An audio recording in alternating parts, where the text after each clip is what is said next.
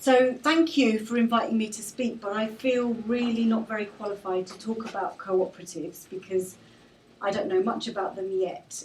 In Islington, we're just starting our journey, which is an aspiration to promote cooperatives, because we do think that they are a socially and economically just form of employment and business practice.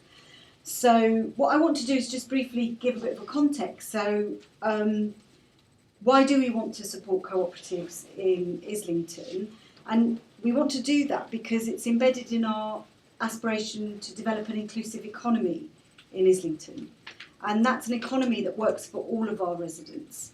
So our approach is very much underpinned by the values of inclusiveness, equality and social justice.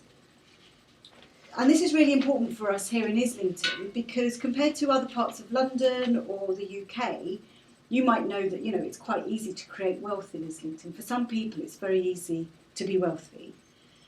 But that wealth creation opportunity isn't available to everybody, and that wealth isn't equally distributed to everybody.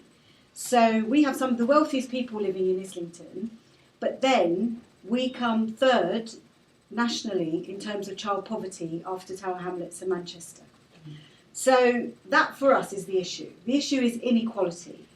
And for us the issue is, it's about wealth creation. We're not, if you talk about community wealth building, Preston, we're not. We don't have a problem in wealth creation, we have a problem in wealth distribution. So when we're looking at our approach to economic development, it's very much about inequalities and how do we find the tools and mechanisms that help us redistribute that wealth. And I mentioned community wealth building, and what we're attempting to do is to start off by taking a community wealth building approach. And a number of you might be aware of the Democracy Collaborative in Cleveland. Google them, or look them up on. Yeah. Oh, you're going to. So yeah, right. Ann's going to do that, and they're based in Cleveland, Ohio. And they very helpfully have outlined just this week the 8 principles of community wealth building, which I'm not going to go into. But even if you read all of those, you'll see that actually the cooperative model really does support a number of those principles. And their second principle is actually labelled local broad-based ownership matters. So I'm just going to read what they've kind of like put under that very quickly. This means a thriving local economy requires local ownership, where the control and economic advantages of that ownership are spread broadly, for instance through cooperative, community or employee ownership. And this is important because when you've got ownership concentrated and when it's also absentee ownership, what happens is that the economy works to extract wealth away for a very small number of individuals. And that is at the heart of the inequality. So that's why I think the cooperative model is a really good example of breaking that down, turning that on its head, because it distributes the wealth horizontally rather than having it in a very kind of hierarchical way. The other reason why, in terms of my thinking at the moment, again, I'm saying I'm learning, I'm not very knowledgeable about it, is that if many people might have seen the Cooperatives UK report this week, about the precarious nature of the job market, of the labour market, and how in response to the gig economy there are a number of workers out there that need protection. So I'd advise you to go and look that up. Working Together, I think it was called. Yeah, Working Together, yes. It was launched in Cardiff yesterday. Yesterday, yes, brilliant, thank you. So what it says, very quickly I'll say, is that 1.7 million workers are engaged in precarious employment. 77% of self-employed people live in poverty. So therefore this calls for increased protection. And so what the report identified was the need for cooperative solutions as well as partnerships with trades unions as a way to ensure that workers were given a fair deal in this expanding gig economy. And many of you are probably engaged or are about to, go and enter this very insecure labour market, which, there isn't kind of, employment rights and what have you. A lot of you will be self-employed, freelancers, etc. That seems to be very attractive to lots of people. They want to do that. They actively choose to do that. and that causes issues for us on this, because, for example, in Islington we have employment programmes where those employment programmes are underpinned by the logic that helping somebody into work helps them out of poverty. That is no longer true, because there is a massive increase of in-work poverty. And a lot of that is due to the gig economy. A lot of that is due to these new sectors. It's the tech, creative sectors where everybody wants to be freelance, they want to be portfolio. But what you'll find is that a large majority of those individuals don't even get the basic living wage. If you look at how, in terms of the way that payments are done, etc. So for us, it makes sense that if we are looking, and also the tech sector is the fastest growing sector for Islington, if you think of Old Street. Yeah. And if we're looking at how we want to help some of our... So we're trying to figure out what is the most responsible way of doing this, and how can we then support better employment rights and fight for a secure labour market within those sectors. So the other, as I said, that the tech sector is the fastest growing sector, and has some of the most flexible and insecure working conditions. So we want to support cooperative organisations in that sector. And we're thinking of ways that we can do that. And one way that we can do that is that, as a council, when a developer wants to build office blocks, if it's over a part of our planning policy, we've written into that, we've said, if it's over a certain square footage, you have to give us a certain amount of affordable workspace. And in Islington, not like other councils, we've said you give it to us for free for a minimum of 10 years. And what we've managed to negotiate is 10, 15, 20 years. We've got one in perpetuity, which means forever. And what we're attempting to do is to strengthen our planning policy, because planning policy is legal and it takes it takes forever. But the next round, we're reviewing it now, and what we want to do is to strengthen our ask, because I'm going to go slightly off script, so, and I've got 3 minutes. I won't explain that. I was about to take notes. Anyway, we have affordable workspace, which we want to lease out to affordable workspace providers who will give us returns in social value. We have developed social value. What does social value mean? We want employment, training, apprenticeships, availability of that workspace for our local people at very cheap rates. And we are looking for cooperatives to deliver that, to support other cooperatives in the tech sector. So this is a shout out. Do you know anybody? We're looking for people, we need help. We have the wonderful Outlandish, but they can't do everything. So we're really, really actively seeking for that. But that will be one way where we practically want to help cooperatives. And Islington, this is the last point. We bid for the Greater London Authority's Good Growth Fund, and we were successful. And we put in a bid for Finsbury Park around affordable workspace on 3 different models. One of the models is for this road, and the model is to support the tech and the fashion retail, as you can see down there. So again, if you know of anybody that might be interested in so what we want to do specifically is to support a cooperative network here in Finsbury Park. Let's see it's all learning, we're all kind of finding our way. So again, if you know of anybody, Tech for Good, people that will be able to offer the same model as Outlandish. We're hoping to work with Outlandish, but I can't prejudice how we're going to go into the future. And and finally, because it is about tackling inequalities, I just really want to say thank you to Outlandish and for founders and coders for really working so proactively and productively with us to try to get more of our local black and minority ethnic young people into the tech sector, because it isn't a diverse sector at all. And sometimes the diversity of the sector is about encouraging more women and more men, but we don't sometimes look at social class. And for us, when we're talking about gentrification, and I haven't talked about, I didn't go there, I could have gone there, talked about that for ages, but it is about tackling issues of social class as well. So please come and talk to me afterwards if you're interested in any of the things that I've said. So, thanks.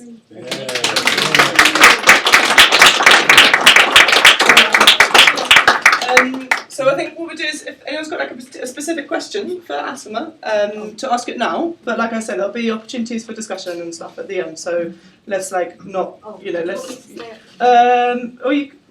got a loud voice. Yeah, Sean. Yeah. Thank you very much. My name's Sean Owens. I'm a co-op developer working with worker co-ops and community co-ops. Yeah.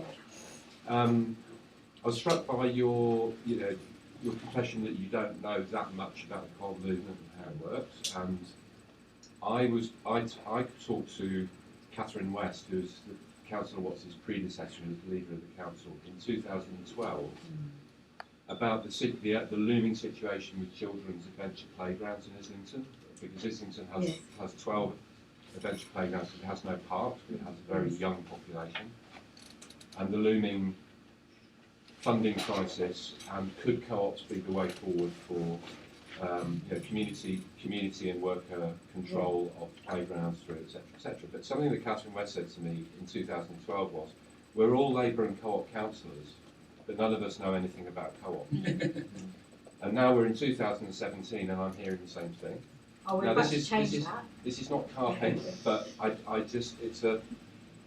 my observation is that there's an awful lot behind ism, is that the cooperative model, cooperative methods get discovered when there's, when things are going wrong or when there's a crisis, but actually the political class on the whole remains determinedly ignorant about co-ops until it suddenly suits them. Now I'm not asking you to respond to that, but that's my feeling. I just wondered if there's some way that all these co-op councillors who don't know anything about co-ops could learn about them quite quickly. They're working. So Anna I think Anna's in a good position too. Good news for you that Really? I'm Anna. I work for the Co-operative Party. I'm in charge of our policy, but we're doing a lot of work in the lead up to local elections. We've got hundreds of Labour and co-op councillors in the UK, as you say, and London has been a bit of an anomaly nationally. Although we've got lots of cooperative members, they're not Labour and cooperative councils. So we're doing a big drive, and as of today, we've got about 400 candidates in London, which we're really excited about. Gone from 4, so that's our big increase. But we're rolling out training programmes, online training programmes, support at local levels. We've got 12 policy areas that we're developing with local councils going into their elections in May, so that they've got things about credit unions and they understand what it means to partner with community land trusts and what they need from a council, and that they get what it means to look at cooperative working within social care. So it's a work in progress. We like to highlight that as a deficit, but it's certainly something we are really focusing on in terms of training and understanding of the sector. So watch this space. It's going to be extraordinary after May, I promise. Because the tragedy with the playgrounds was that it was all too late. It became a mutual. It was it became. Awesome. You've got awesome. It became a mutual. What, after Islington played? All our playgrounds are run by a mutual called Awesome.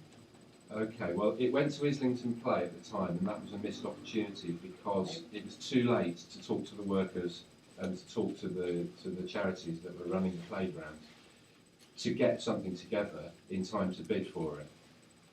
And it was just, it's just timing stuff. Fix that. We're doing politicians training here at Space.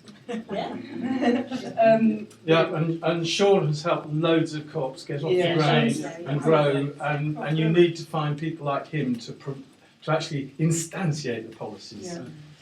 Really? Right. When you're talking about employment, one of the things that needs to be remembered, small and medium enterprises, they supply more than 80% of the employment in the UK.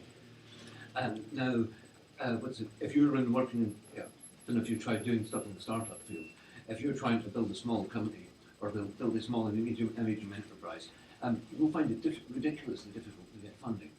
In the same way, if you're trying to build a functioning business that will be profitable, as opposed to building a unicorn, like they do, you will find it difficult to get funding because VCs do not want to fund. They don't want to fund functioning businesses, because anything that gives them even a 10 times return, that's a great thing, a great return for a small business. VC looks at that and laughs. One of the main and most effective ways of getting that sort of thing would be is using credit unions. There's London Community Credit Union has actually recently got set up, so they're actually doing business bank accounts. So you can actually run business bank accounts, and it means that if you've got your personal savings, which will act as the guarantee of the guarantee for the loans that you're taking out for running your businesses and your startups. Working in that sort of if you can set up something where you're working in partnership with that sort of systems, you actually find a lot more people actually generating business, being able to get business and being able to get business started. Any other quick points, or should we move on? Yeah, David. So I'm a local resident. I've been here about 20 years. Done digital training stuff with the mosque and what have you, just starting a co-op. And a lot of things like the mutual credit and these things have been around for a while. And the area is changing so fast. So you've got like this huge building going up. And you've got, my question is basically, what's the relationship between that development and Section 106 funding? There's lots of rumours about it being spread across Islington and not focused on the area here, the office space issue and these other developments. So the City North development wouldn't have got planning permission if we were in charge. Right. We have huge problems with it. We didn't get much social housing. They didn't give us much social housing. They were selling the units abroad, so we think they're just going to be investment places. There's going to be a cinema and there's a complex, and we're worried about small businesses being priced out, undermined, etc. We didn't get a good deal. We didn't get very much section. We got some Section 106, but Section 106 on those kinds of developments are around so much money for roads. And Section 106 can only be spent in the area around, in that ward. So it's not across Islington. So the Section 106 for City North is specifically, and it's already negotiated way back when planning permission was given, I think in 2009. There's a part for roads, there's also some for open play areas, things like that. So it goes to the Parks and Transport for London, but not the community? No, we spend it through the council, through our highways team, on roads, it has to be agreed, and on our parks, through our parks, and... But you can't put it into these sorts of things that the actual community needs in terms of business, space, and No, because some of the money that No, that's different. No, just on the City North, the ship has sailed. Yeah. And we're still furious. And the local councillors, we don't have a very. I'm being really honest. Well, it's not a great relationship with that, and they're causing untold hassle for these businesses. It was head of the SRB for a while. Yeah, they have the footfall's been impacted. So just to say that ship has sailed. So what we have done is secured Section 106 from those office developments. Some of that to be fed into here and to out of the south of the borough. So we're having to be creative in ways that we can find the money to come and support, and we're very much wanting to support what's happening, like in the space. So thinking of social housing brings us nicely onto, I was hoping Linda and Zoe would go next, or was it just Linda? Linda runs CDS, which is a housing association, also another network of housing cooperatives. Okay. I feel a bit of a switch as well, but I can definitely not remember speaking. So I wrote them down. No, it's fine. So I can get it up. No, it's completely fine. So I work for an organisation called CDS Cooperatives. We've been around for 40 odd years. We're a registered provider, as we're termed, which is basically a housing association in our own right, and we have about 700 rented homes and about 300 leasehold homes across London and the South East, with the craziest geography you've ever seen. And the crazy geography comes from the fact that primarily we were set up as a secondary, so it's not a term that people use that often anymore, but really a support agency for housing co-ops. So we support about 45 small housing co-ops. The biggest runs about 100 units, but the average is about 20 homes.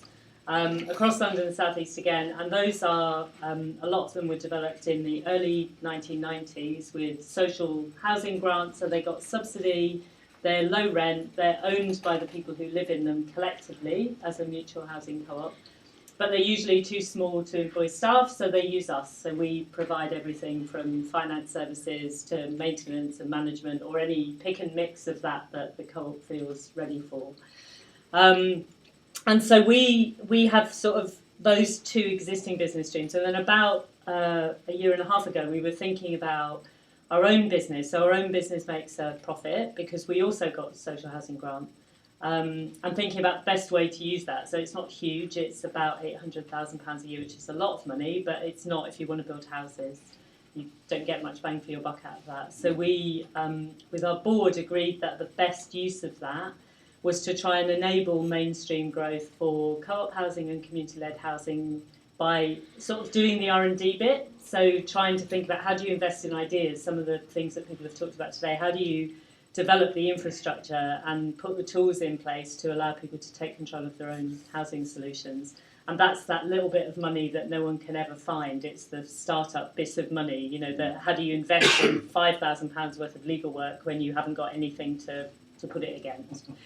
So that's the bit of money we've set aside. So in our business plan, we've set aside £250,000 a year, every year, for as long as we create it, to talk about sort of promotion. So trying to promote growth, actively promote growth. And the thing we're really trying to stay focused on is mainstream growth. So co-op housing, like lots of community-led housing, has been a bit of a niche product. There's not very much of it, and everyone starts their story with, it took us 20 years to get to this point. It was really hard. We had to put in loads of sweat. We lost lots of people along the way. And we kind of feel that if that's the narrative, people won't want to do it. So we need lots of people to want to put their effort into trying to solve their own housing issues. And if it's that hard, who's going to begin? You know, people have busy lives already. They have families and work and things to contend with. So thinking about how could it be easier and trying to invest in creating relationships and tools that do that. So co-op housing hasn't grown much for a really long time, and community-led housing, which is a sort of generic term for things like CLTs and co-ops and co-housing schemes. I've been involved in housing since before most of you were born, and no, really, and scarily true.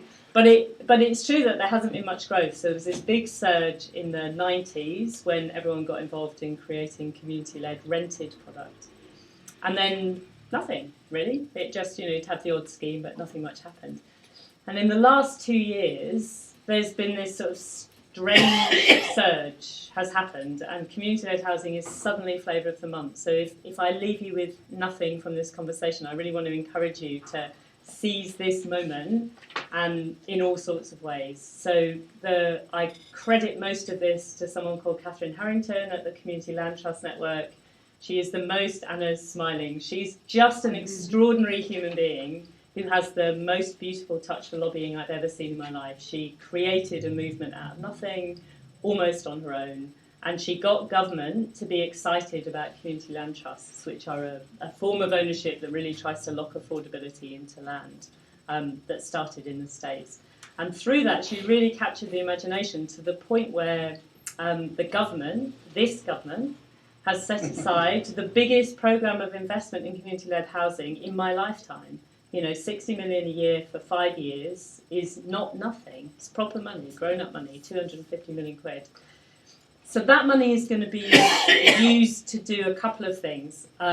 One is to create infrastructure. So to create one place in the cloud, not 26 very small, not very well done things, but one really well-resourced resource for the sector that will allow people to find what's possible, to find people who can help easily, to find resources to help you get started, money as well as people, to connect with other people in your area, so that hubs, which I'll talk about in a minute, don't all have to invent them for themselves. So that's one thing that is going to happen.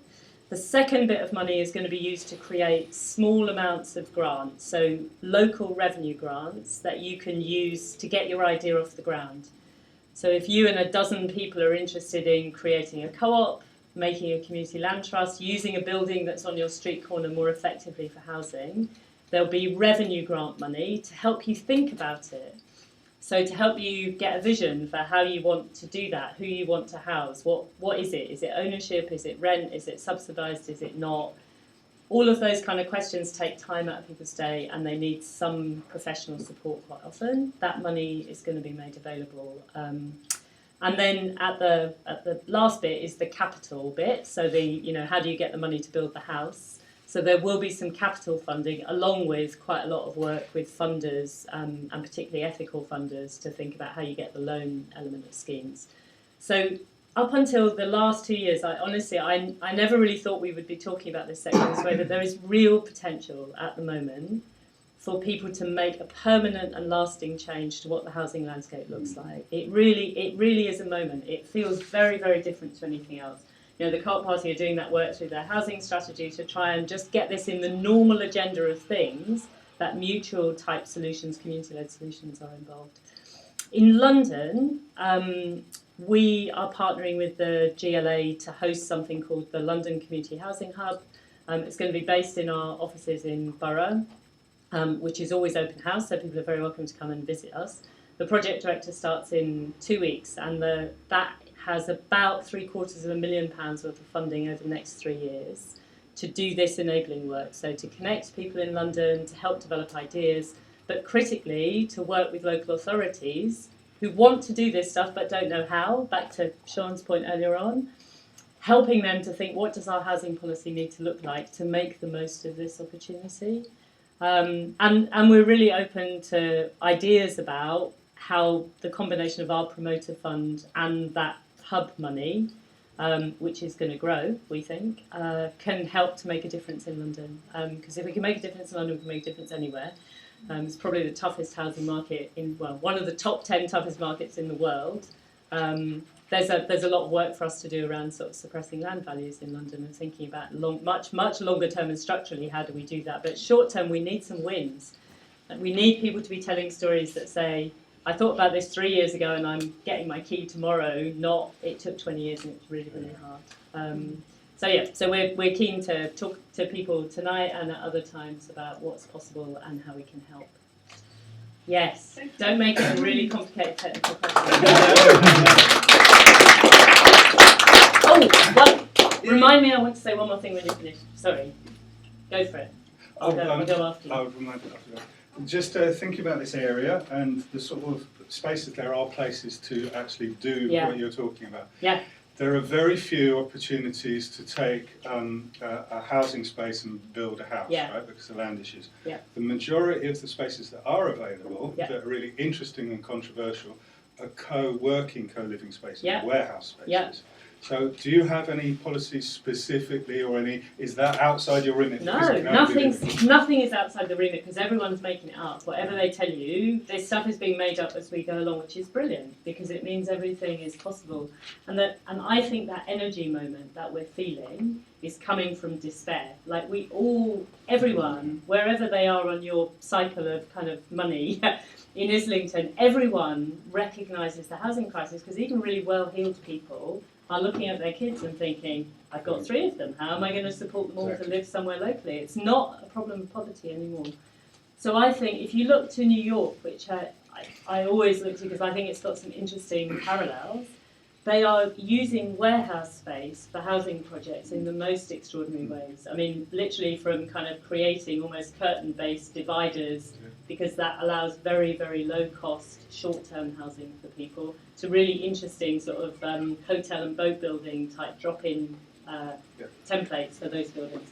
I think there's loads we can do in that space, and the self-build potential, the sort of the local are you? Do you know the area you work globally? How local are we? I worked in Islington for about 10 years, so I know this area really well. But we are the GLA hub is London-wide. So the hub money will be about anything in London, and it will involve support with any of the authorities to try and get some projects to happen, because I think we need hope and examples to make us feel energetic about the next bit. The other thing I just want to remember to say is that the housing co-ops that we work with already, so we have those 45 housing co-ops who had subsidy, they're just like us, but they're not thinking about their profit in the same way. So and this is not to be critical of those co-ops, it's to say we need they kind of pulled the drawbridge up a little bit, so they're well housed and they're running their co-op, and they don't have a need urgently themselves, and they're thinking about the long-term maintenance of their homes and all of those things that they should properly do. But they have asset value and they have the potential to support other projects to go forward. But I really want us to try and find a way to encourage and enthuse them, not blame them and tell them what they should be doing with their asset, because it is their asset. That was the whole point. But there's definitely some connectivity. There are housing co-ops in Islington. How can we get into a conversation with those co-ops about supporting the development of new co-ops or new land? It doesn't really matter whether it's a co-op or a land trust or a co-housing scheme. They're all about mutual support. And I think there's real opportunity to connect with those people. Hi, my name is Froy. Hey. Really excited about CLTs. So I work campaigning for them, including the one that was announced recently by the GLA. Oh, brilliant. So really fantastic, and it does feel Really like there's exciting. something happening. Yeah. I miss working on that. But I suppose, like you pointed out the fact that CLTs is almost like a recent phenomenon, even though they've been going on for decades. Yeah. I think one housing person described it as a chimera. They heard about it, but they never see it. Yeah, exactly. And I guess it's part of the challenges. So when I was a community organiser in Greenwich, people didn't know it existed. And I guess for you, in your position as a housing provider, what is the role of the housing sector to basically educate and inform people to create almost like a demand side of it? Yeah. If people know about it, Yeah. they will demand it. So I'm curious to see what role your sector has to play in that. Yeah, completely. So that's really the decision we've made about that money is, we could build houses and it would be great because I'd get to cut ribbons and I liked it and that's great fun and, get great photo, I can name them after my dad. But it doesn't change anything, whereas I think the combination of education plus optimism, I think we got really dark about possibility and it's infectious. If you tell everyone it's impossible and difficult, it's never going to happen, why would you? And people because they give up. Yeah, we need more joy and more fun and more exploration. So I think nothing's off limits at this point. We've got little bits of money, so £250,000 a year is not nothing. My board are being amazingly, I keep thinking they're going to cry foul at any moment, but they haven't. They're really keen. If anything, they're thinking about how can we make it a percentage of turnover going forward. And they're really interested in things that we can point at and say that could be something that makes mainstream possible. So not to get seduced by individual little schemes because they're really seductive, but to try and think about general education, general support, general tools. Shared ownership didn't exist. The first day I joined a housing organisation 30 odd years ago, the first shared ownership launch was happening in London that week. And it was an absolutely niche product. Lenders didn't understand it, banks didn't understand it, housing builders didn't understand it, there was no grant. And that's the shift we need to make, because now it's every Tuesday an evening standard. Yeah. That's what we need, same kind of thinking, how does it get to be mainstream? Really up for whatever you think will be helpful. Is energy efficiency part of the thinking that goes on, or is it rare? Is it common?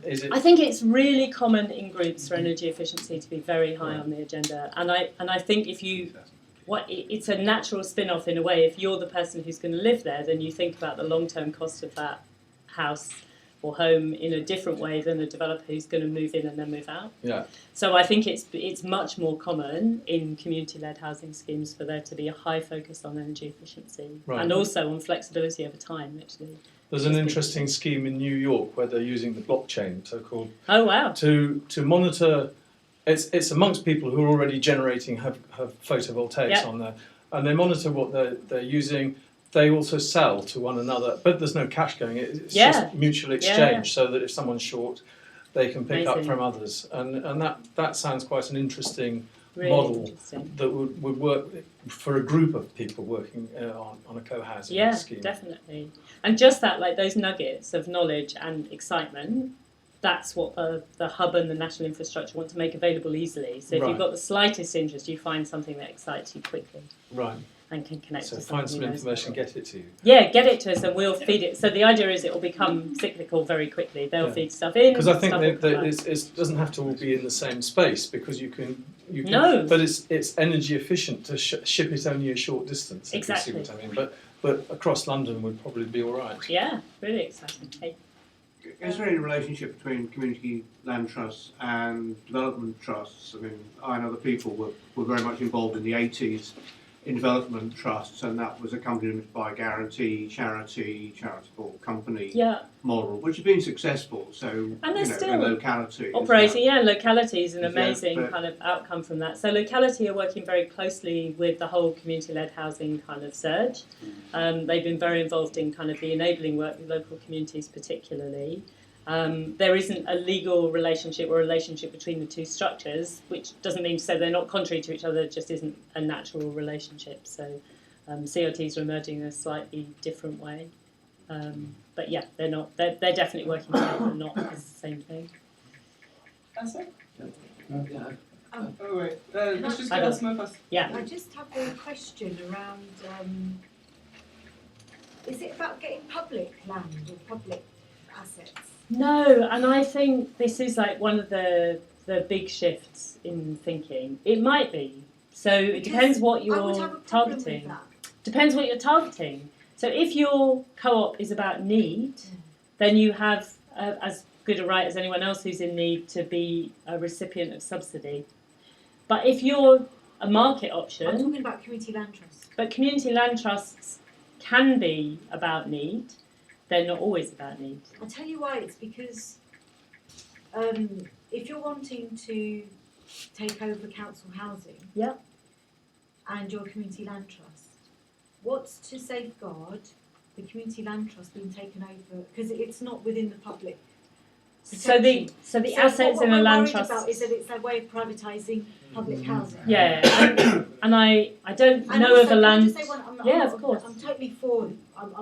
No, of course, I'm a yeah, supporter of it. I'm just unpacking some of the arguments that I know I've had politically with other people when we've known that there's been some community group organising for community land trusts, and our guard goes up.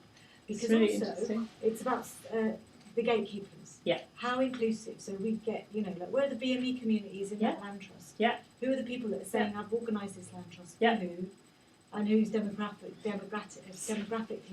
Feel free. So those were just, I think those are really interesting questions. Yeah, definitely, I agree. Did you felt like you might want to answer, which is fine. Yeah, so good for me. that's a really good point. So in the so my old organisation campaign with Community Land Trust in Mile End, and what they did was they basically adopted the housing policy of Cllr Asima Council, but with a priority for local people first to demonstrate a local community connection. Local communities can also redesign other priorities for that to make sure there's equal representation. But one of the principles of community land trusts is that any benefit that's in there is locked in perpetuity for the community that it serves. So it's not, it's actually in many ways much more, but the way you define, so imagine you were selling a piece of land to a community land trust, you can define what the requirements are for that land, and then that has to be locked in perpetuity by the community land trust. So it's asset locked, so that it can never leak. That's the whole kind of idea, is that in a way you're trying to get control of that land which doesn't belong to anybody, and bring it back into common ownership in perpetuity through a series of steps. So I think in many ways it's safer, but I think the fear is a really good point, because actually we need to be able to have an out loud conversation about those fears and try and say, how can we evidence that that isn't a fear that people need to carry?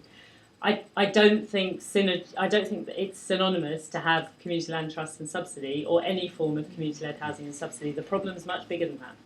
It's not just about subsidy. It's sometimes just about the step up that helps people use their own resources. Billy, let's quick last one though. This specific problem was actually the one that was faced by Housing Co-operative Party. You probably know it. Have you Sanford Housing Co-op? I know them. We are their agent. We know them well. Yes, we love them. Housing Co-op, because you manage a lot of their bureaucracy. Yeah, they're great. One of the things that they did was, and it was one friend of mine who was still living there, actually specifically did this. When they went to buy the freehold from Lewisham, he actually. They were looking at it and thinking, we can't sell this. We can't sell this lump of valuable land, this bunch of hippies. However, one of the asset locks that they had in, which was in the constitution of the housing co-op, was that you couldn't flog the assets off. Yeah. The only thing that you could do with the assets, if you were going to sell it off, you had to sell it off to another housing co-op, which had exactly the same rule set. And this was put in specifically to stop carpetbaggers coming along and stealing land. That's the vacancy. Right.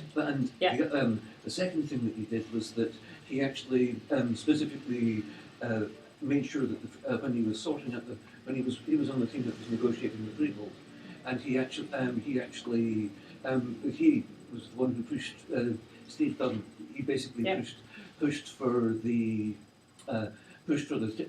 conditions. One of the conditions of the freehold was that it has to be used for social housing. Even if it ends up being taken over or ends up with run by another co-op or doing something else, the land itself, if it isn't used for social housing, it will automatically return to the local council. You could put that as one of the sort of asset blocks that would make one of the asset block conditions that you can use. Have break clauses. There's a lot of control that can be exercised, and I think Sanford's a good note to end on, because they are using their assets at the moment to think about how they can build more social housing using that asset for local communities. So they're an absolute beacon in terms of doing it the right way. They're really very good indeed. Thank you so much. Keep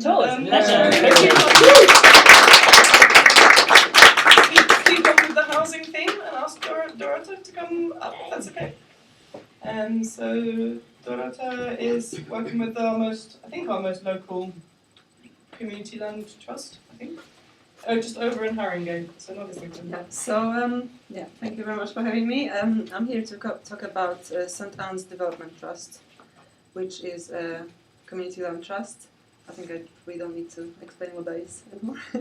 It's a community-led housing project, and I'm not actually sure. I think I'll start with how it all started. So the local hospital in St. Ann's ward decided to sell off two-thirds of the land, and it's a big piece of land, to just like sell it on the market. And the council the planning department went on and granted them planning permission for like residential housing with only something like 13%, 14% affordable houses.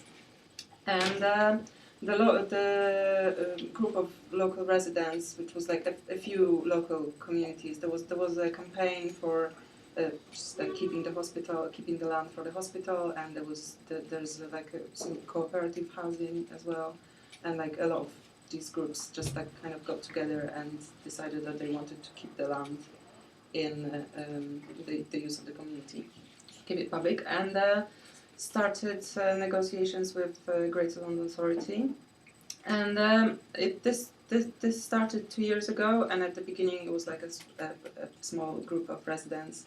Nobody really treated them seriously, and 2 years on, like when I joined START, it was summer last year. It was already like a completely different situation. They were like in like serious negotiations with different partners, with like development manager and lawyers working for us, and it was like joining a really fast-moving train.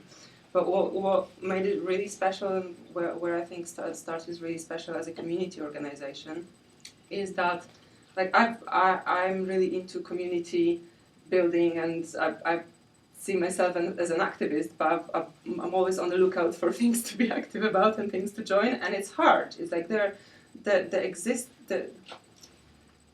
divisions and the kind of cliquiness. I don't want to be too negative, but it's very difficult to join an organization and feel that from the start you are like really welcome and you are like encouraged to take on however big roles you want to take, and that's what makes START different for me personally, and I feel like it's a real community. And I think like when we talk about communities, we kind of throw the word around a lot, but we don't really often say what it means for a group of people to be an actual community, to form a community. And I think it's really important to understand that it's not enough to just bring people together somewhere, but that for a group of people to be a community, there needs to be like, it needs to grow, there needs to be like mutual help, the roles and like the relationships, not just the people, are what forms community, and this is what is really special about START.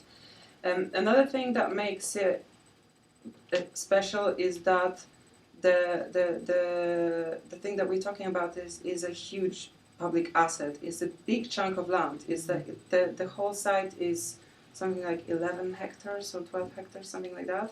And this is 2/3 of it, so it's a massive bit of land, and we are talking about building 800 houses there. So it's a really huge project, and we are lucky on the one hand that what you said, that this is now the climate for community-led housing is really good, but at the same time, such big projects are not really that frequent, and it's like the biggest challenge I feel is to convince the decision makers, the authorities, that local community can lead such a huge project, and that it can develop it, and it can then be in charge. And it's a huge amount of money involved as well, because the idea is that we hope, the decision hasn't been made, so we're still at the stage of like hoping that it's going to happen, but the idea is that the GLA buys the land from the NHS rather than them selling it on the open market, and then they're not going to give it to us, we know as much, well, unless a miracle happens. But I mean, sorry? A Labour government. A Labour government. Hold on. Yeah. So like the ideal scenario is they just give it to us and go like, hey, you're an amazing group of people, just we trust you to have some land. We would like to, the second best scenario is that we somehow manage to in time gather the over 50 million or whatever the money is, and buy the land of the GLA. The way the negotiations have been progressing, for me personally, I'm not really personally involved. I don't go and speak to the GLA, but the way START works, how transparent it all is, and how much feedback we get from like everybody can and is encouraged to know and understand everything. And some people have said that it's overwhelming, that it's, but new people when they join and see this like massive mailing list where like everything is like, start reading like 3 days later, you're like, oh my god, no, I can't do this too much. But it's really like, if you want to know, and if you're interested, you can know everything, you can understand everything, every document is forwarded, and every person is encouraged to join every subgroup that they're interested in.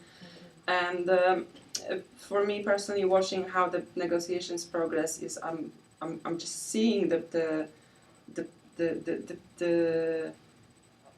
brains of the GLA people like working, and like sort of like every next meeting is a more positive outcome, it seems, and like more it seems like the START is being taken more and more seriously, and more people come and actually approach us saying, hey, we're interested in maybe like lending you the money or doing management and things like that. There also, in terms of just like volunteers coming, and there are obviously a lot of most people involved are local people, but there's also like students from like just sort of development, community development departments, just hearing about us and coming to a meeting and that's staying forever and just like becoming part of it, even though they're not like, it's not like they don't live in the area.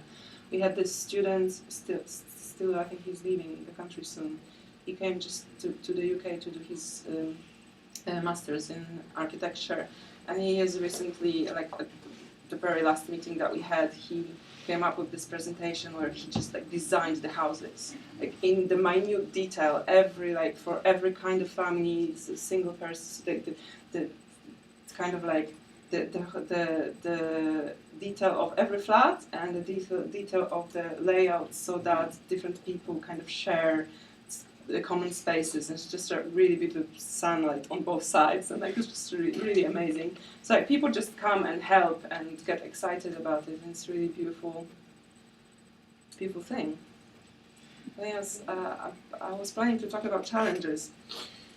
So the scale of the project and convincing the authorities that we actually can do it is a big challenge, and working how to organize it. But another thing is, because this is a huge community asset, and we are really serious about wanting the entire community to be involved, and for people this is meant for people of Haringey and for all the communities, for all the local communities to be involved. But it's very hard because it's not really something that happens to people, that someone comes and says, hey, there's this amazing thing, it's for you. We want you to be involved, we want you to make all the decisions, we want you to design the thing, and it's going to be, there's all this list of benefits and it's all for you. So like, that's one thing that, this is just something like you kind of have like, the challenge is to like plant that in people's imagination. And another thing is people are just busy, and this is a future, a bright future, a very nice future, but it's still like activism rather than an already existing reality. So, and not everybody has time and wants to be an activist. And the way we, the main thing that we talk about that's really important. Like I'm part of the inclusion group, and that's like our project. But everybody that is really interested in and trying to push ways of like just outreach, basically, like getting through to people, getting people interested, getting people excited, getting people to take part in consultations. We are now like, the housing subgroup has just prepared like a draft of housing allocations policy, and we now rolling out a like consultation, and we just really work. A lot of people are working on. We have like lists of community groups and places to go and approach, and people taking, and so that's the main challenge, to get people for whom this is to even like hear about it, because like we do door knocking as well, and even people who like live right across from the hospital, they first hear about the whole thing, like they never even knew that the hospital is being sold, like the land is being sold, let alone what's going on with it. So the getting through to people in the community, and especially in the people who need it most, because this is meant to be, I mean, the ideal is 100%. I don't know how much we managed to negotiate, but affordable, truly affordable, based on the incomes of local people. So we're talking like a third of your income should go to your home. That's also like up for consultation.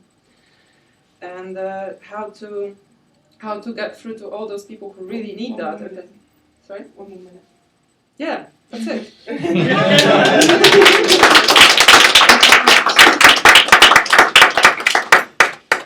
Any questions? I had a quick question, which was just in terms of, you said that like you have like a process where everybody's encouraged to get involved and everybody's encouraged to sort of be a part of a particular group. But how do you stop that from getting too like unwieldy? How do you stop that from just getting too out of hand and having people tearing in different directions? Cross that bridge when we get to it. Never happened so far. It just works for now, I guess. I don't know. I mean, maybe there are talks about it, but I haven't taken part in it. I don't think it's a problem. It doesn't seem like. Yeah, everything is quite well structured, and everybody is liking the roles. On that question, how did it first start? Because often if you start a project and you're used to sort of organise it being in a company or something like that, you try and manage it, and then it's quite difficult for that self-organising culture to sort of like come about. So a lot depends on the first organisers and how it started. Can you tell us how it first started? I wasn't there, but I'm guessing from knowing the people who started it now is that they just come from this kind of mentality and this kind of background of like really truly democratic anarchist, almost literally anarchist background. And where is it? St Ann's? Is it like St Luke's? It's South Tottenham. South Tottenham, okay, yeah. And one of the ways they initially funded it was through the initial application for both to argue about the fact that the NHS was selling off this large lump of land to try and stop it being forked off to private developers. And they did a crowdfunding campaign, which is what covered their initial legal costs. And I think they also chipped got part of that crowdfunding campaign was they just got an architect who drew up the initial plans. Yeah, They chipped in 50 quid for that. So yeah, Yes, one more question. Okay. In terms of allocating the houses that you build, do you have various criteria for that formed yet? Is it local community? Is it any people involved in the campaign? Do you have diversity? What are your criteria? We have detailed plan for that. I'm not part of this group, so I don't really. What I'm sure about is that the people who are involved in the campaign are not a thing. It's like not a thing. It's not. There's no allocation for people who are in the campaign. Okay, so the foreign students don't get a look in. No, nor do I. Just learning. I mean, everybody can apply, but it was going to be like some kind of like lottery within the parameters. And then there's some supported housing allocation for that. There's talk about allocation for NHS work or like health and care workers. There are different opinions about that. I think that's up for consultation. And definitely like local residents. That's it. Like that's the 100%. I think for local communities. Thank you. Great. Thank you. Thank you. Up next, I think mentioned earlier from the Co-operative Party. Yes. Policy. Hello. Hello. So I'm Anna. I look after our policy at the Co-op Party. I'm in a room of people who I think are probably more familiar with what the Co-op Party is and why we exist than most rooms, but just in case, we have been a political party for the last 101 years now, and we celebrated our birthday last year. And we're the sister party to Labour, so we currently have 38 MPs who are Labour and cooperative, which is very exciting. It's the highest number we've ever had. Hundreds of local Labour and cooperative councillors, police and crime commissioners, Welsh Assembly members, Scottish MSPs. We sort of sit across all levels of government, and we have some amazing cooperators in positions of responsibility across the country doing really awesome stuff. Not always with the full knowledge of what cooperatives are, but doing things that align with our values and principles, because at the end of the day, we're a movement underpinned by a set of values and principles that we're all in a room because we share. We're quite a small staff team, and we get the chance to hear each other speak regularly, so this is one of the first times I haven't had some sort of member of staff of the Co-op Party heckling me from the back, but my colleague Joe always starts his speeches with "It's a great time to be a cooperator."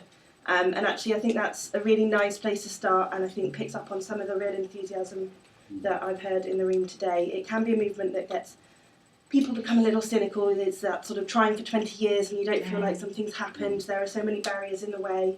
When we look back at those early cooperative societies, sort of 150 years ago, and they set up a cooperative shop in Rochdale, and so the private business set up a shop over the road that bought their cheap flour and sold it on twice the price to make a profit to try and undermine them, and deliberately sent MPs to Parliament to try and create legislation that made it difficult to cooperate and to run a business along cooperative lines. So it is a frustrating movement and one full of barriers, and I think that's what's really exciting about being part of a political movement as well as a movement of businesses and community groups and doers, is that there are all sorts of barriers to overcome.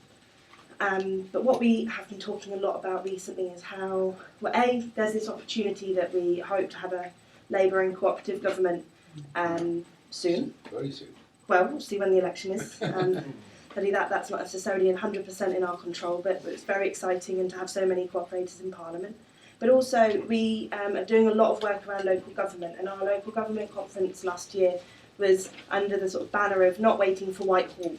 And the cooperative movement is a self-help movement, and it's about communities coming together and making change happen without having to wait for the people in charge to condescend enough to give us something that we're after. So it's really exciting to work with communities like yourselves and with local councillors and councils across the country. And I thought I would give a brief chat, I promise, around community wealth building, which is this idea that Asima touched on earlier, but we've been working on it for a while, around how local areas can create wealth for people who need it and tackle some of those problems around inequality and precarious work. And so I thought I'd just do a sort of short story around Cleveland in Ohio, which we mentioned, the Democracy Collaborative.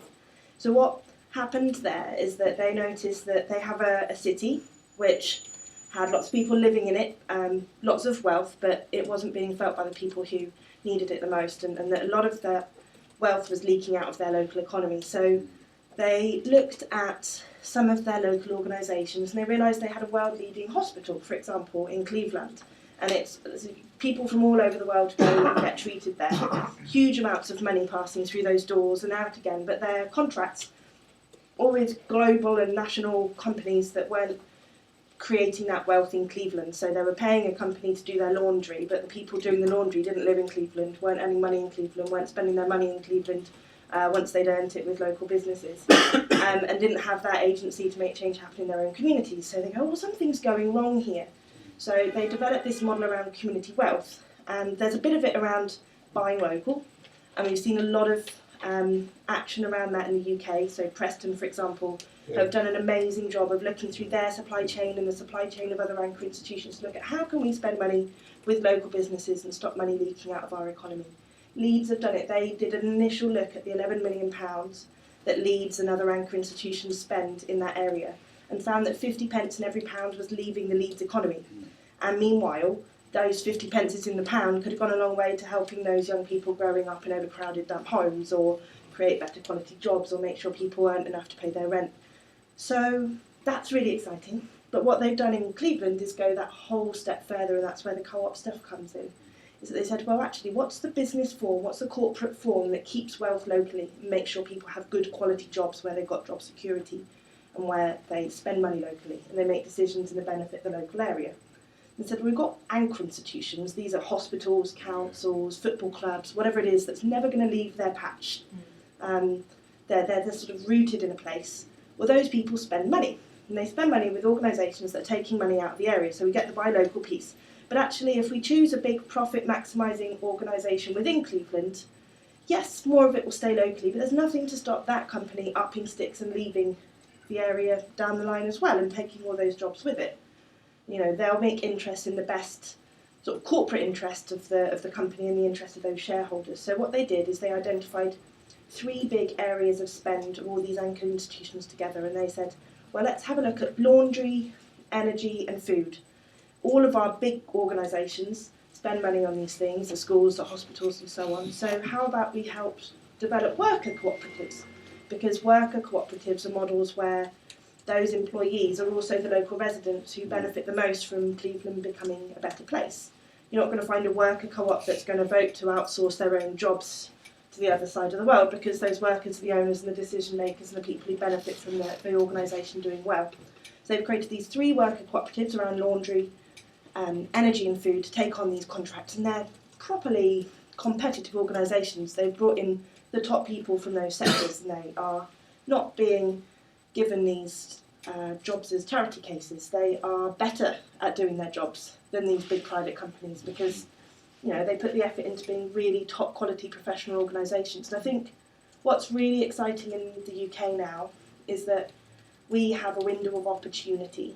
And like with the brilliant Catherine and the CLT network and people talking up co-ops and people talking about different ways of doing business and ownership and the problems of ownership in our economy, we've got an opportunity to look at how we create local economies that are resilient.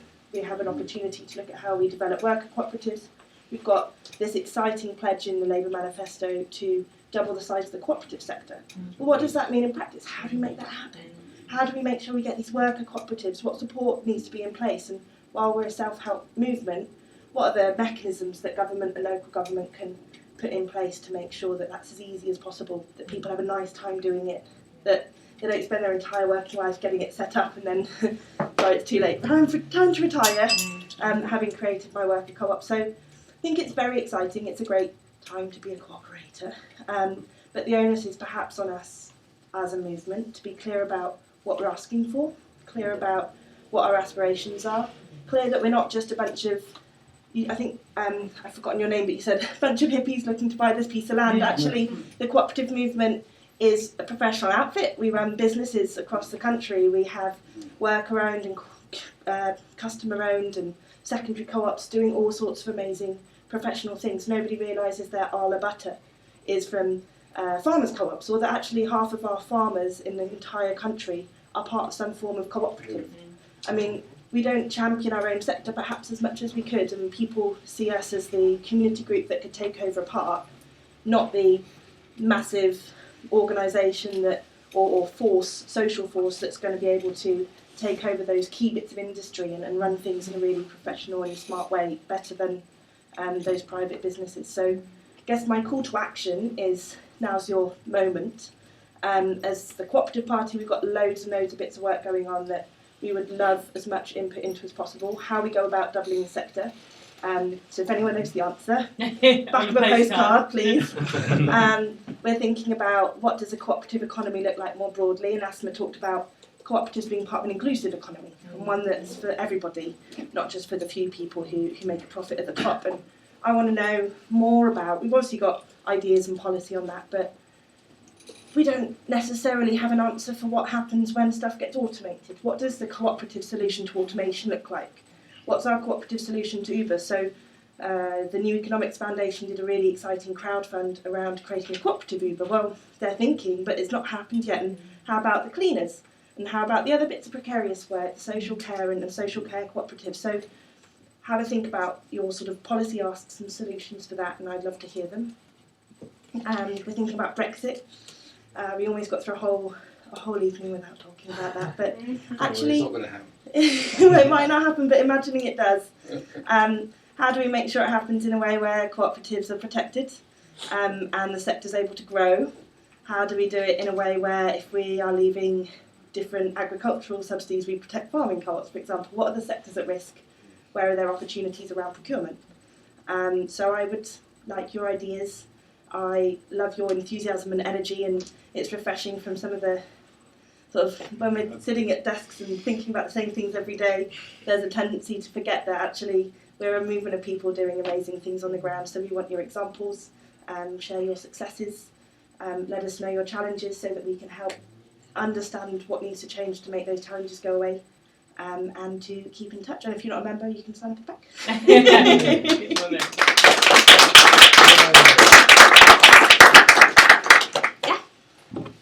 I think there is an opportunity in London, very much in terms of civil society infrastructure. Yes.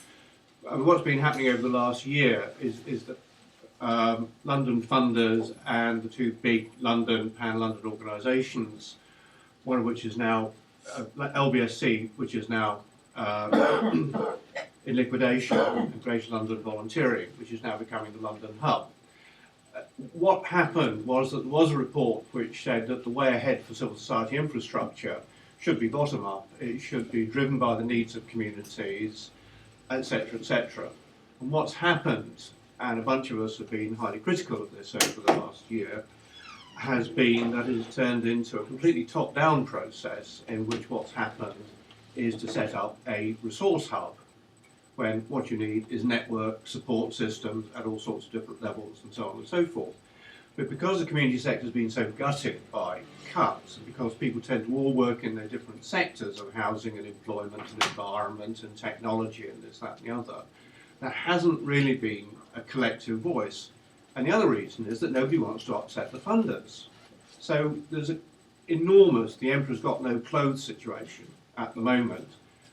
And what I'm interested in is whether the cooperative movement could come together with community groups to do something about this, because the officially commissioned report by LBSC, written by Steve Weiler, came up with a recommendation which said that what we need is a new support system which could be a co-op. Yeah. And that's been ditched. Right. So could the co-op party be a champion for looking at what might be done now? Yeah. Or is that too broadly defined? It's not too broadly defined in the slightest. It's not something I have obviously as much knowledge about as you, so if you make sure you get my details at the end and you can send me through details, I'd be very happy to chat about how we can support on that. I think generally, yes, civil society is ripe for cooperation. Lots of people are cooperators without knowing it. I was at Birley giving a talk in Guildford before Christmas. Apologies for the duplication of the story, but I was talking about community wealth building and what worker-owned cooperatives are and what consumer cooperatives are and what cooperation means in all sorts of sectors, and someone stuck their hand up and goes, I've made a co-op and I didn't know it. We've got the public health contract for this part of Surrey, and you think, oh, that's great. shame you didn't know you were setting up a co-op in the first place, but it's a cooperative of GP surgeries who have taken on a house contract and they've taken it off Virgin, which is really exciting. Oh, very good. But yeah, it's civil society and helping people to understand what they're getting into and giving them the right kind of support. I can't think of a better model than a cooperative model to do that. You said, Yeah. you said this thing about Uber. I was interested, I've been to this platform cooperative conference twice in New York, and Americans have lots of problems, but they do get up their arse and do something. Yeah. And I met these people from California who in their local city had 30% of the taxi revenue. And what they've done is the minicab drivers just got together and formed their own co-op. Glaswegian cab drivers are in a co-op. Yeah, and So I was thinking we when can get off our own arses too. the GLA had problems with it, but the difficulties was that they didn't have a substitute for it. They didn't have an app where they could have, Yeah. I think there are, TfL could have said, here's the co-op. yeah, no, there are a multitude of problems with Uber around flooding a market and the competitive advantage you get through not having to make a profit out of your city for a long time. Very difficult for a co-op to And they've lost billions and compete billions of dollars. But yes, and sort of almost deliberately so. But yes, I think taking lessons from elsewhere is very important. My career in the cooperative movement hasn't yet taken me anywhere as glamorous as New York. It's mainly sort of Preston, Glasgow, Darlington and Southampton recently, but they're glamorous in their own right. Yeah, there's all sorts of good lessons to be taken from elsewhere, and part of that is about knowing the people with the right skills, the technology skills, and getting them in a room with the people with the transport skills, and then in a room with the cooperative politicians, and everybody creating something really special by virtue of bringing their own specialities underpinned by common values, I think. Brilliant. Thank you, Lauren. I brought some pamphlets because that's what we do. I've got them at the back, so let me know. Chris, you want to go next? Yeah, brilliant. So we've got Chris and then Bill. So Chris has joined us from London Met. It was a last-minute addition to the bill, by the way, unadvertised, our special guest appearance. These are my notes for what I'm about to say. And actually, I've been addressing a policing conference today, and my notes for the policing conference are there, and these are my notes for this talk. And so I may well get muddled between the two. And actually, when I first met Polly, you said to me, well, you thought I was a police officer. Well, he said, I'm from London Met, and I thought, just being at a police conference, I thought, oh God, he's a copper. But it is He's got the wrong shoes on. Yeah, well, I don't know, they're not the right shoes, actually. So I am going to weave in and out of talking about policing because it's been preoccupying me a bit for reasons that I'll go into. But so I'm actually head of partnerships at London Metropolitan University for two schools, for the School of Social Sciences and the School of Social Professions. But my own teaching background is in digital media, so I created our undergraduate and postgraduate courses in digital media at the university when I joined it in 2000. But since I've got much more involved in the business development side of what we do and partnerships, and that includes a lot of different kinds of thinking about partnerships. So it includes franchising the university's courses to private providers internationally, for example. It also includes making connections with local businesses so that our students can get work placements and get experience that will help them into the job market. And it's also included talking to organisations like Space4 and talking to the local authority. So it's quite a diverse role. And I suppose when I think about, I've lived in a housing co-op, that's probably the closest I've got to a co-op in my past. But I think I work in a university because it's got some things going for it that are really positive. And as I just said, I've worked there for nearly 20 years. So it's a civic asset, which I think I really value and I think is a brilliant thing. It's not for profit. It's about learning, which is something that I think is empowering. And I think I believe in its values, but I guess increasingly there are also issues with how it operates, with how all universities operate. We're operating in a much more market-driven environment. The introduction of the £9,000 tuition fee has meant that we're much more focused on thinking of our students as consumers. And just going back to the policing thing for a minute, what I'm doing at the moment is trying to win the contract to deliver policing apprenticeships to the Metropolitan Police, and that's something that we might find out whether we've been successful with in something like a year's time. But in the process of doing that, part of the partnership is potentially working with business process outsourcing companies that are in the FTSE 100 and are very profit orientated. So there are lots of compromises that I contend with in my work.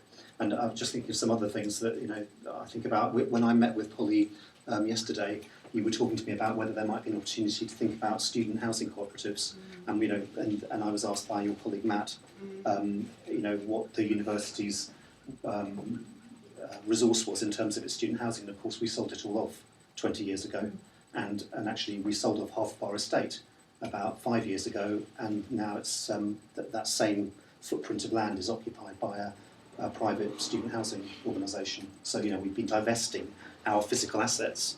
And that's something that I'm not directly involved in that, but it's something that I see happening. So I just wanted to set that context really for thinking about what a university can be, and why did you ask me to come and talk today in the background against that background of what I do in my job? But I think it is because I'm responsible for partnerships, and I think that there's a lot that I could be doing to help with the agenda that you're talking about tonight. And particularly, I think that's because I work in a subject disciplinary area that includes community development. So we have subjects like community development and health and social care, international development, peace and conflict studies, criminology. So we look critically at society and think about how we can make a difference and improve things. We've run, I think, housing courses for tenants and residents associations in conjunction with the Islington Council, and we do that with other local authorities. So I think we are engaging with the sector in quite interesting ways. We also have quite a big operation of helping new businesses to start up, and of course we're very interested in our own students, thinking about, rather than careers in the conventional sense, going into graduate schemes, working for big blue chip organisations, getting them to think about starting their own businesses. But I rather think that the way that we do that is on a rather conventional model. So we teach them about how they might be able to find venture capital funding and become a unicorn. And we try to invoke that that narrative. And one of the things that I've talked about when I've been to visit Polly and come here for previous networking events is how we might try and adjust our curriculum in relation to the way that we talk to people who are thinking about doing startups, so that they can think about different business models. And just going back to the thing that I've been doing with the police all day, I mean, although this is leading to lots of things that I might not be personally very comfortable with, there are good things about it. The work that we could be doing with the Met could involve us helping them to recruit better, so that they reflect the community that they serve, so there's greater legitimacy and more consent for policing. And I think that as a university, we're probably the most diverse university of any university in the UK, and we have a real opportunity to offer something there. And we have, I think, 700 Islington residents currently on degree programmes with us, and often those are students, particularly because of the character of our university, that are coming from some of the most deprived areas of Islington as well. So I think working with these kinds of large organisations and is something that can be really positive. But I just thought I'd try and sum up some of the things, and this, I have to say, this comes from the conversations that Polly has facilitated about how the university might better support the cooperative sector. So I think the idea that we can get our startup provision to start thinking about this model rather than the conventional model is something that we could do, and we've got quite a big operation there. We run lots of competitions to get people to try to transform ideas into viable propositions as businesses. I think we could have dialogue on the curriculum. We're really interested in opening up and hearing what people think our community development curriculum should look like. And it may well be that if you were to look at it, you would say you don't think that we're teaching the things that need to be taught. And I think that that's something we have to do, to listen to people who are working in this sector and think about whether we could change things. I think we can help with funding, and this is really important. And just a few ideas on funding. We have a fund at the moment which is called, it's given to us by the Higher Education Funding Council, and we have to use it to work with the outside world to co-create new opportunities to create revenue streams. And there's no reason why that couldn't be with the cooperative sector. We also have a scheme, or there's a government scheme called Knowledge Transfer Partnerships, where the government fund half the cost of a post and pay the university for some academic expertise. And the result is that potentially an organisation could gain half the funding for a post and have it subsidised by the government, and there's no cap on that funding.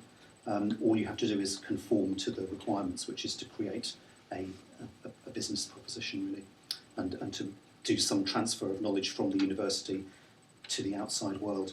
And then the other area that I've mentioned, apprenticeships in relation to policing, but I think apprenticeships are a huge opportunity as well.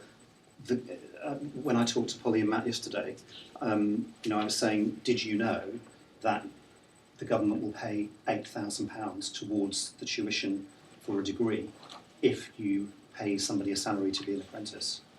So you could be preventing somebody who works for you from having to incur tuition fee debt almost completely, because the government will provide that subsidy to a small enterprise or a small organisation. And I think that's something that's really worth looking at. Let's make use of the streams of funding that the government are making available, and this particular one is for training and for apprenticeships. I also think that we're a big local purchaser, and one of the things we've done in the light of the government's reforms on tuition fees is to say that we need to give much more of the money that comes to the university in tuition fees back to our students. So we are increasingly employing our students. So I think that's a good thing, and that means we're creating jobs for the Islington residents who are doing degrees with us. But I think we need to go further than that, don't we? Thinking about the community wealth agenda that people have discussed tonight, we need to be thinking about whether we're making decisions in our procurement and in our supply chain that might be sending our 50p in the pound outside of the borough or outside of London, and we certainly are doing a lot of that, and then not in creating job opportunities for the people who are residents here. So I think there's something really interesting to think about there. We've been very successful recently with our sustainability agenda and our green agenda, and we've won lots of awards for the way that we've reduced energy usage. And I think that there may be an appetite for looking at this other aspect of sustainability and more community sustainability, and we could look at procurement in particular.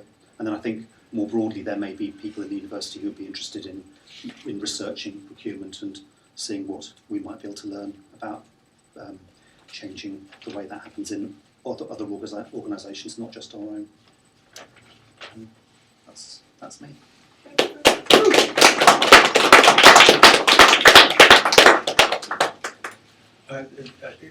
I think it's a really fantastic opportunity, also being sort of local, what have you.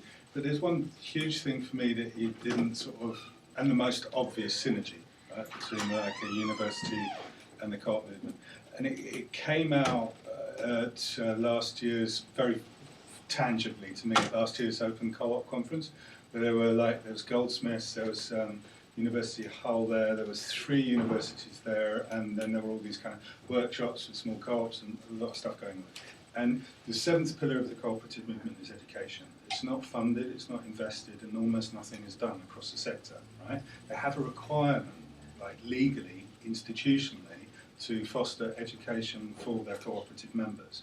The big companies, the big co-ops don't invest there, right? A collaboration between universities in the cooperative movement. Also, one of the problems with the cooperative movement in general is it's slightly old and fuddy-duddy. It really needs a kick up the backside in terms of innovation and what have you, comparatively. The use of technology, the use of these sectors. A partnership between universities and the cooperative movement is properly funded. The problem is the universities are a bit fuddy-duddy as well. They don't get out of their sector, right? And so they tend to be, everyone's looking for money, so how can we go to the university? How can we do this? But basically looking at the sort of experience you have with co-ops around and looking at how you can, within co-ops, do training courses, how you can collaborate that way, not just placements, but really how you can use you've got technology training. These guys need to upgrade their software skills. I mean, the university don't have the software skills, so you've got a problem there, right? You can't teach the software skills to Outlandish. It's more like the other way around. Outlandish could teach the software skills to you. I think we do have some. What's your blockchain called? Right. So, in other words, there's a lot out there on the internet and available in that sector. What you are in is a fantastic structural position to facilitate exchanges of learning between the independent software developers, the small co-ops, and your institutional resources to organise things. But it's not about you've got the knowledge and you can give it out to people, and that is the classic mistake that I see universities making. But there's a huge opportunity in terms of the collaboration between the cooperative movement and the university sector on the seventh pillar. Yeah, okay. Well, I'd be interested in talking about that further. And actually, I've got my card here, so please, if anybody would like to take them and talk to me. Something else that I think is very interesting is that basically the government was privatising schools in a big way, and some of them started to form cooperatives, and that caught on. And when there was a dozen, Gove was really pleased that there was this little bit of diversity. When there was 100, he started to get worried. When there was 200, he was starting to feel that this was a very bad thing, and it's now got to 800. Now what they're doing is they're saying, okay, the government is saying you've got to become self-financed, you've got to become a business. So they're saying, well, rather than being taken over by some company that just wants to extract money, we'll create a cooperative. And I think there's a model there for universities. The universities being pushed down the same path of effectively you're going to have to become commercial companies, and they will be taken over by big American company, universities or whatever. Ashridge College has been taken over, Business College has been taken over by some big American chain, and you can sort of see it coming. And I think there is a whole movement going on about creating cooperative universities. It's pretty small. I mean, it's not got very far. But there is an interest, and I think quite a lot of academics would much rather be working. Well, it's a conversation that I frequently had. Okay. In the pub. No, right, but with, how do we colleagues, take it beyond that? You already are. We've got one more question back here. Leah? Yeah, just a quick one. I guess it's I'm in a tech co-op, and I live in Birmingham, and frankly, we're just not really interested in collaborating with the universities in our area because they engage in practices that we are totally against. So I think it sounds good what you're trying to do, but in a way, I started by identifying what you were concerned about. Both the big universities in Birmingham work developing surveillance tech. They host kind of military industrial conferences to sell basically what I would consider to be weaponized technology around the world. And I just said that I'm collaborating over thinking about policing degrees, although you could see that positively or negatively. Basically what I'm thinking is maybe universities need to take a look at their own structures and perhaps learn something from the ethical values of the cooperative movement before personally I'm interested in working with institutions like that. Yeah, and I think our university does have a particularly strong connection to delivering social value through the courses that it runs. We don't have military hardware courses, although I'm sure people could put some of our courses to that use. But I think maybe the place to look at is on the community wealth front, and to think about the fact that we're trying to serve our students, and if we make the argument that the best interests of our students can be served by us operating in a way that across our supply chain that creates more value locally, I think that there could be a way of making that case on the basis of meeting our students' needs, rather than necessarily on the purely ethical. Yeah, it's just that I think many of the cooperatives can find themselves on the other side of the picket line when it comes to universities. There's some good eggs in there, though. Great, thank you very much. So we've got one more, which is from Bill and partners. Because the screen just pulled out. Oh yeah, and sorry, Sean's Sean's got a quick point of view. There is going to be a knowledge transfer partnership symposium in London on the 26th of April which is about barriers to the development of cooperatives in creative industries and communication. But it's an invitation-only event. It's being run by Professor Kate from Leeds University, and I don't know who's going to be transferring knowledge to who. It's an invitation-only event, and I had said that I would help sound out the right people to come to it. So if anybody who's interested in going to Knowledge Transfer Partnership event on April 26th, which is a Thursday, they can speak to me afterwards, and if they've got something to contribute to a symposium about how we break down barriers to cooperatives in creative and communication industry. So, sorry, it's leading. It's the competition, but yeah. we work collaboratively. So what's happened here?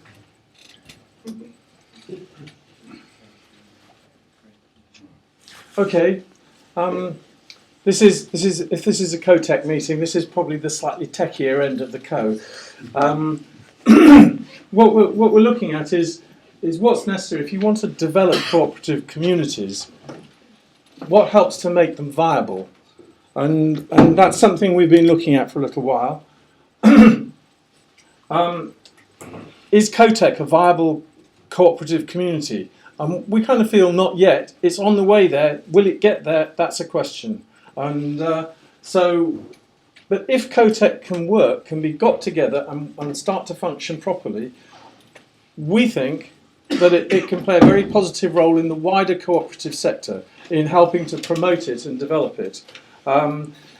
The way that things are going at the moment is that businesses are expanding their profits fundamentally by pushing everybody's wages downwards. The whole, we can see it with minimum wages, 0-hour contracts and all the rest of it. We're seeing this impoverishment going on. Now the question is that the cooperatives are going to have to compete against that if we're going to sell things. Now how do we do that without ourselves adopting the same kind of policies? I heard this exactly same story in Cardiff yesterday. Somebody had been running care support for disabled children, and in Wales they'd taken over the whole thing as a big cooperative, and all of a sudden they were being forced to compete against Supercare. And they were doing minimum hours contracts, and they were sort of being forced and squeezed against that, and very difficult for them to continue.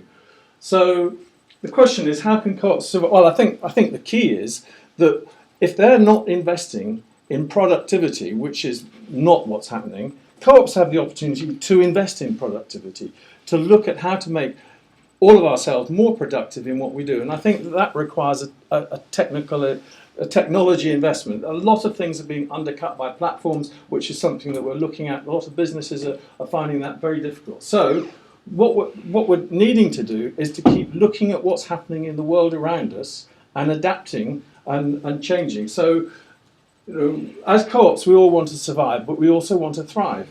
And it's not easy, we know that. And the world we're working in is changing very fast. We're seeing lots of new business models, all things coming and going, and especially in the digital world. New technologies, but new business models, and so on. And we're going to have to compete with those just as CoTech, as a group of co-ops. But we want not only to keep up, but we want to stay on the crest of that wave. So we have to keep scanning what's going on and incorporating it. And I think that's a proper role for CoTech for its members. Now, there are some tools to help that. And Fabian, who is here, who's going to talk in a minute, has created a page on the CoTech wiki. So this is, I'm sorry if you're not a CoTech member, but it's on the viable systems model, which was created by Stafford Beer. And it includes a link. So I'm putting all these links up there so you can follow them up afterwards if you're CoTech people. But John Walker has provided an excellent thing called a guide to the VSM, to the viable systems model for cooperatives and federations. So it applies both to you if you're an individual co-op, but also to CoTech as a federation or as any other community group. And I think the same probably could be applied to housing cooperatives. That you've got to know what's going on around you, and you've got to be able to, and you need a certain structure to be able to make those kinds of decisions, and you need certain communications. One of the interesting things that John Walker did, he worked for Suma Cooperative, which, I don't know, it's the biggest whole food cooperative. It's it supplies most of the cooperative and a lot of other whole food shops around the country.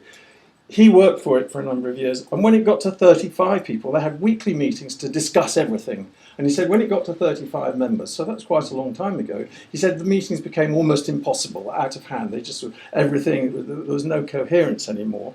And so he started applying the viable systems model, and that really then sorted things out. It enabled them to grow and to structure properly and to have the requisite conversations to keep the whole thing going without everyone trying to discuss everything. I mean, we heard somebody saying that, you know, I think it was you, if everyone's discussing everything, oh, your head bursts. So you need to have something that structures the conversation, so all the necessary conversations take place, and maybe some summaries are available to other people who aren't directly involved in that, so that if they want to go and find out, they can track it down and get in there if they want to. But it's not, here's everything, folks, and sort it yourself. So there's some filtering is needed. Anyway, I'm talking too much already.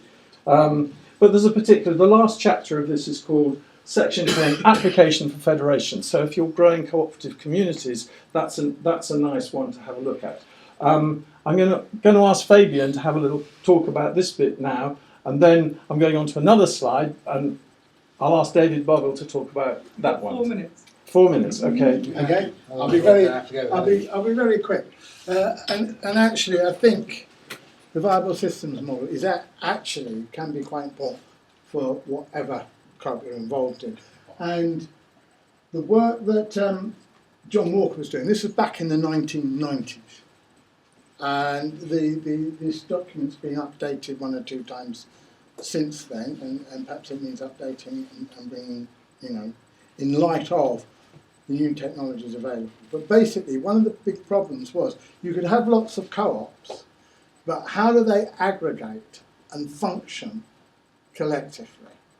And the federation he discusses that happened trying to bring all the whole food co-ops together in the UK didn't really work. It never got enough of a sense of identity. But he compares this with the Mondragon co-op, which is a very broadly based. How many people have worked for Mondragon? 23,000 or something. Yeah, and that has kept the decision making happen in the small localities, but it is actually aggregated into quite a significant part of the economy. That, I think, is one of the tasks we are faced with. And I think with what's going on with CoTech, that by using the modern information technology that's available to us now, we can self-experiment, basically. We turn ourselves into a lab of how to bring all this together, and then those lessons, and not just the lessons, but also various apps and pieces of technology which come out of that, can then be shared across the rest of the co-op movement. Yeah, and I think if any co-op wants to follow this up and wants to apply it to themselves, we're very happy to come and talk to you about that and spend a bit of time with you. So quickly on to the next one. So there's an announcement here. We're setting something up called the CoTech Holochain Group. We hope to meet once a month here before these meetings. So meeting in the afternoon from 4 till 6. So that if you want to come to that, that's there. So one of the things we want to start with is a time banking app leading to a mutual credit system. And also parallel with that, because you can't do everything with mutual credit, there'll be a hardback currency exchange. And we use the VSM to provide a kind of legal governance. So initially we proposed to test the time banking, things like that, within CoTech. That's the proposal. But then it is actually aimed at the wider cooperative community. One of the things that I will say about mutual credit systems is, I was looking at I don't know if you know it, the VIA system in Switzerland. A mutual credit system started in 1936, and that has continued to grow. And what they have found is that if you take the amount of mutual credit that's in circulation, 1/3 of that amount you can use to create new credit to fund new growth in your system. So that's what we'd like to do for the co-op sector. We would like to be able to create a credit system where not all the money gets used. If it's in quotes savings, then you can create some more funding without creating inflation, basically. So they've found a mechanism, and it might be different. If co-ops were circulating their credit much more quickly, there would be a smaller amount that you could do. But we propose to create a system that monitors that and keeps it adjusted so that you don't get inflation, you don't get insufficient, but hopefully enough to keep growing the cooperative economy. So that's an important step, I think. So anyway, I'll hand over to David to talk about it a bit more. Just be like 1 minute each, I think, is the idea here. So I think I've spent the first minute being super geeky and the second minute very local and very pragmatic. So there's a lot of wisdom in all this history, both from the cooperative movement and the VSM. One of our partners who's actually helping support this project actually worked with Stafford Beer in the 80s and was a disciple. This knowledge never really got widely sort of transmitted. So what I'm particularly focusing at is how we can marry that, like, if you like, kind of ancient wisdom, if you like, with really modern technology. So talking about systems that can model the legal structures and implement the legal structures. Okay, so we're looking at Dockerized legal structures that run co-ops, right? We're talking about, in terms of the credit systems, we're talking about a very pragmatic paper and spreadsheet-based mutual credit, which then gets time-stamped and transferred, cleared onto the blockchain. And a second currency, which is resource and fiat-backed, which can be used for the technical sharing of services like hosting, software licenses, and hardware expenditure. Can you say what fiat is? So fiat is real money or funny money. Government money. Let's just call it government money because it's all fiat. Not gold. A fiver. Not gold. Filthy lucre. Basically, we're looking at very modern technology which implement the legal stuff and the financial stuff specifically around cooperation between co-ops, right? So, and one of the particular focuses of that, so I'll transfer onto the more grounded stuff now because I can talk for ages about the technical stuff, right? Is in this area and the application. So one particular focus is in the creative industries. So we're looking at not just software development, so we're starting to use these tools ourselves, and we're collaborating a lot internationally with developers in Brazil and across Europe, because a lot of my background in software and media and art has been around Europe and internationally, so I've got lots of connections there. This area is fantastically connected to international communities, right?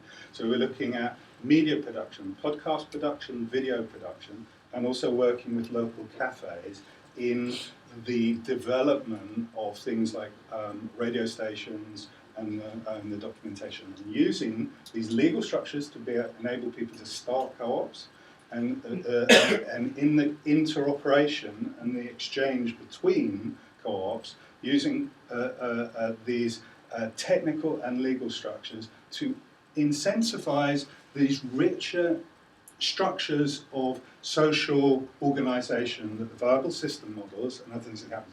Because otherwise what happens is you get a lot of people turning up in a room and you give a talk and then everyone dissipates because it doesn't have the structure to then organise action afterwards. Or you get a lot of co-ops coming together and you get a certain amount of energy, but what's the structure? Who's going to deal with the living organisation of that group of co-ops, right? Because everyone's got their own problems with finance and what have you, so they retract into their own space. It's only when you have a real structure that can empower that collaboration and facilitate and make it easier and make it productive for everyone, that you can release the latent energy that is present in that collaboration. I'll just say practical things. So we'll be making a mobile app with the local community here. I'll be doing some training course. I've done media and software training with the local mosque just here a couple of times before in the past. We'll be doing that. We will be running a number of hackathons, including not just technical people, but communities that are driving the design of the currencies and the legal framework, and the documentation, the videoing and the storytelling that communicates that with people, that then facilitates people designing the process. So it's not led by technologists. And we'll be doing those, well, we're doing them already, and we'll be doing them and I hope to collaborate with this space to do some as well. But we'll be running some in the local area. So you can take part online as well, so it's not like you have to be present. So we do these hybrid events where you can take part and join in online, and we link that to physical space. Thank you. Right, so that's it for talk.